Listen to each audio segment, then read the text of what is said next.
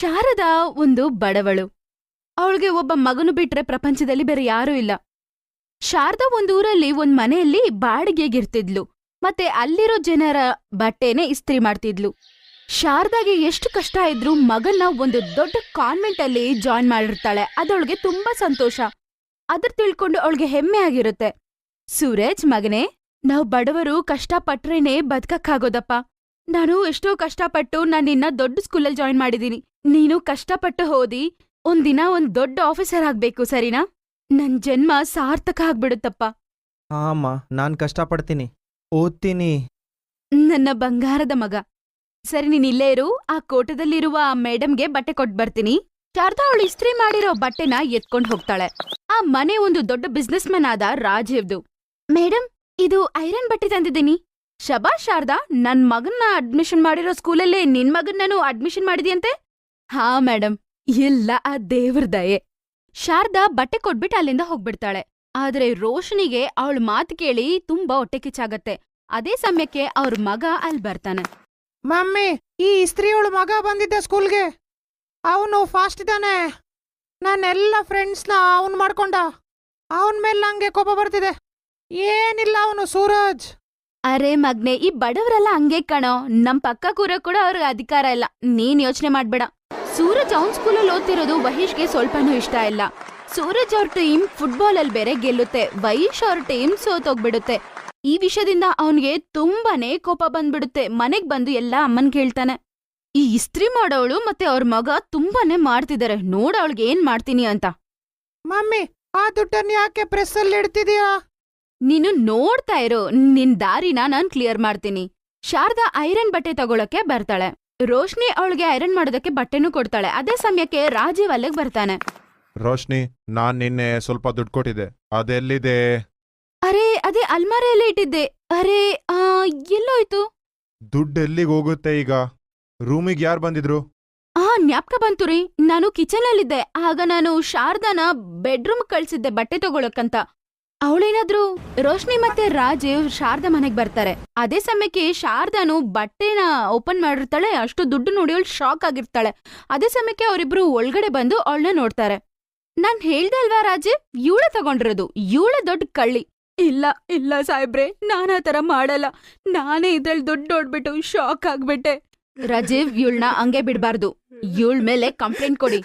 ಬೇಡ ಬೇಡ ಸಾಹೇಬ್ರೆ, ದಯವಿಟ್ಟು ನನ್ ಮೇಲೆ ಕಂಪ್ಲೇಂಟ್ ಮಾಡ್ಬೇಡಿ. ನನ್ ಮಗ ಅನಾಥ ಆಗ್ಬಿಡ್ತಾನೆ.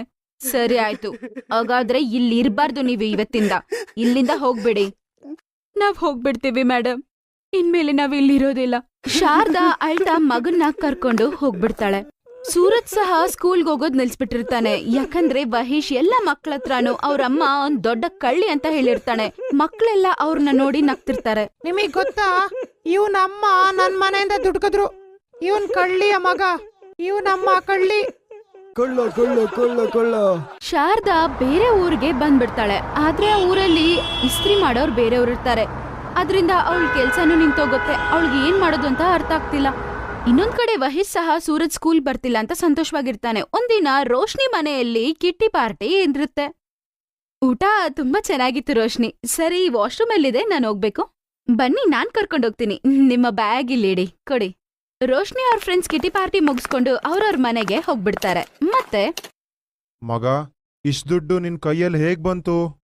ಅದು ಅಪ್ಪ, ಅದು ರಾಜೀವ್ ಮೆತ್ತಗ್ ಮಾತಾಡು. ಮಗು ಭಯ ಪಡ್ತಾನೆ. ನೀನ್ ನೋಡ್ತಿದ್ಯಾ ಅವನ್ ಕೈಯಲ್ಲಿ ದುಡ್ಡಿದೆ, 2000. ವಂಚ್, ಈ ದುಡ್ಡು ಎಲ್ಲಿಂದ ತಂದಿದ್ಯಾ? ನಿಜ ಹೇಳು. ಒಂದ್ ನಿಮಿಷ, ನನ್ ಫೋನ್ ರಿಂಗ್ ಆಗ್ತಿದೆ. ಹಾ, ಹಲೋ ಸ್ವೀಟಿ. ಯಾರ್ ರೋಶ್ನಿ, ನಾನ್ ನಿನ್ ಮನೆಗ್ ಬಂದಿದ್ನಲ್ವೇ, ನನ್ ಪರ್ಸಿಂದ 2000 ನೋಟ್ 5 ಮಿಸ್ ಆಗಿದೆ. ನಾನು ನಿಮ್ ಮನೇಲಿ ಏನಾದ್ರೂ ಬೈ ಮಿಸ್ಟೇಕ್ ಬಿದ್ದಿದ್ಯಾ ಅಂತ ಚೆಕ್ ಮಾಡ್ತೀಯಾ? ಪ್ಲೀಸ್ ಒಂದ್ಸಲ ನೋಡ್ಬಿಟ್ ಕಾಲ್ ಮಾಡು. ಸ್ವೀಟಿನ ಮಾತ್ ಕೇಳಿ ರೋಶ್ನಿ ತುಂಬಾನೇ ಬೇಜಾರಾಗ್ತಾಳೆ. ಅವಳ್ ಮಾಡಿರೋ ತಪ್ಪಿಗೆ ಶಿಕ್ಷೆ ಅಂತ ಅನ್ಕೊಂಡ್ಲು. ಒಬ್ಬ ಅಮಾಯಕಳು ಕಳ್ಳತನ ಮಾಡಿದಾಳೆ ಅಂತ ಹೇಳಿದ್ಲು. ಆದ್ರೆ ಇವತ್ತು ಅವ್ರ ಮಗನೇ ಕಳ್ತನ ಮಾಡಿದಾನೆ. ಅಪ್ಪ, ನೀವು ನನಗ್ ಬೈತಾ ಇದ್ದೀರಾ? ಅಮ್ಮ ನಿಮ್ ದುಡ್ಡು ಕದ್ದು ಆ ಪ್ರೆಸ್ನ ಅವಳು ಗಂಟಲ್ಲಿಟ್ಟಿದ್ದು ಅವಳಿಲ್ಲಿಂದ ಹೋಗ್ಲಿ ಅಂತ. ಅದ್ರಿಂದಾಗಿ ಸೂರಜ್ ಕೂಡ ಶಾಲೆಗ್ ಬರಲ್ಲ. ರೋಶ್ನಿ, ಅಲ್ಲ, ಮಕ್ಳ ಮ್ಯಾಟ್ರನ್ನ ದೊಡ್ಡದು ಮಾಡಿ ಒಂದು ಅಮಾಯಕ ಹೆಂಗ್ಸನ್ನ ಕಳ್ಳಿ ಅಂತ ಕರೆದ್ಯಾ? ಅವಳ ಜೀವನದಲ್ಲಿ ಏನಾಗಿರ್ಬೋದು ನೋಡೀಗ. ನಿನ್ನ ಕರ್ಮ ಬಂತು ನೋಡು. ನಿನ್ನ ಮಗನೇ ಕಳ್ಳಾಗೋಗಿದ್ದಾನೆ. ಈಗೇನ್ ಹೇಳ್ತೀಯ ನಿನ್ ಫ್ರೆಂಡ್ಗೆ? ನಿನ್ ಮಗನೇ ದುಡ್ಡು ಕದ್ದದ್ದು ಅಂತಾನಾ? ಐ ಆಮ್ ಸಾರಿ ರಾಜೀವ್, ನನ್ ತುಂಬಾ ತಪ್ಪಾಯ್ತು. ಮಕ್ಕಳ ಮಾತ್ನ ನಾನು ತುಂಬಾನೇ ಸೀರಿಯಸ್ ಆಗಿ ತಗೊಂಡ್ಬಿಟ್ಟೆ. ಮಕ್ಕಳು ಜಗಳ ಮಾಡ್ತಾರೆ, ಆಡ್ತಾರೆ, ಎಲ್ಲ ಮಾಡ್ತಿರ್ತಾರೆ. ನಾನೇ ಅದನ್ನ ಸುಮ್ನೆ ಸೀರಿಯಸ್ ಆಗಿ ತಗೊಂಡ್ಬಿಟ್ಟೆ. ರಾಜೀವ್, ನಾನ್ ಶಾರದಾ ಹತ್ರ ಕ್ಷಮಾಪಣೆ ಕೇಳ್ಬೇಕು. ಅವ್ರ ಮಗ ಒಂದಿನ ದೊಡ್ಡ ಆಫೀಸರ್ ಆಗ್ಬೇಕು ಅನ್ಕೊಂಡ್ಲು. ಆದ್ರೆ ನಾನ್ ಮಾಡಿರೋ ತಪ್ಪಿಂದ ಎಲ್ಲ ನಾಶ ಆಯ್ತು. ಇಲ್ಲಿಂದ ಸ್ವಲ್ಪ ದೂರ ಒಂದ್ ಕಾಲೋನಿಲಿ ಪ್ರೆಸ್ ಮಾಡ್ತಾ ಇದ್ದಾಳ ಅವಳೀಗ. ಅವಳ ಬಿಸ್ನೆಸ್ ಏನೋ ಒಳ್ಳೇದಿಲ್ಲ ಅಲ್ಲಿ. 2-3 ಸರಿ ನೋಡ್ದೆ ನಾನು. ರಾಜೀವ್, ಮತ್ತೆ ಅವಳನ್ನ ನಮ್ಮೂರ್ಗೆ ಕರ್ಕೊಂಬಂದ್ಬಿಡಣ. ರಾಜೀವ್ ಶಾರದಾನ ಮತ್ತೆ ಅವ್ರ ಕಾಲನಿಗೆ ಕರ್ಕೊಂಬರ್ತಾರೆ. ಶಾರದಾ, ಇನ್ಮೇಲೆ ನೀನು ಎಲ್ಲೂ ಹೋಗ್ಬೇಡ, ಇಲ್ಲೇ ನೀನು ಇಸ್ತ್ರಿ ಮಾಡ್ಕೊಂಡಿರು. ನಾನ್ ತಪ್ಪು ಮಾಡ್ಬಿಟ್ಟೆ, ನಂದೇ ದೊಡ್ಡ ತಪ್ಪಾಯ್ತು. ಗೊತ್ತಿದ್ದೋ ಗೊತ್ತಿಲ್ದೇನೋ ನಾನು ನೀನ್ ಕಳ್ತನ ಮಾಡ್ದೆ ಅಂತ ಸುಮ್ನೆ ಹೇಳ್ದೆ. ಮತ್ತಿನ್ನೊಂದ್ ಮಾತು, ಇವತ್ತಿಂದ ಸೂರಜ್ ಎಷ್ಟು ಹೊತ್ತಾನೋ ಅಷ್ಟುವರೆಗೂ ಖರ್ಚೆಲ್ಲ ನಾವೇ ನೋಡ್ಕೋತೀವಿ. ನೀನೇನ್ ಕಷ್ಟ ಪಡ್ಬೇಡ. ನೀವು ನಮ್ಮ ಕೋಟೆಯಲ್ಲಿರುವ ಪಾರ್ಕಿಂಗ್ ಏರಿಯಲ್ಲೇ ಪ್ರೆಸ್ಸಿಂಗ್ ಮಾಡ್ಕೋ. ಸೂರಜ್ ಸಹ ವಹೀಶ್ ಜೊತೆನೇ ಓದಕ್ ಹೋಗ್ತಾನೆ. ನಿಮ್ಗೆ ತುಂಬಾ ತುಂಬಾ ಧನ್ಯವಾದ ಮೇಡಮ್. ನಾನ್ ನಿಮ್ಮನ್ನ ಏನು ಯಾವಾಗ್ಲೂ ತಪ್ಪು ತಿಳ್ಕೊಂಡಿಲ್ಲ. ನನ್ನ ಹಣೆ ಬರಹ ಅಂತ ಅನ್ಕೊಂಡೆ.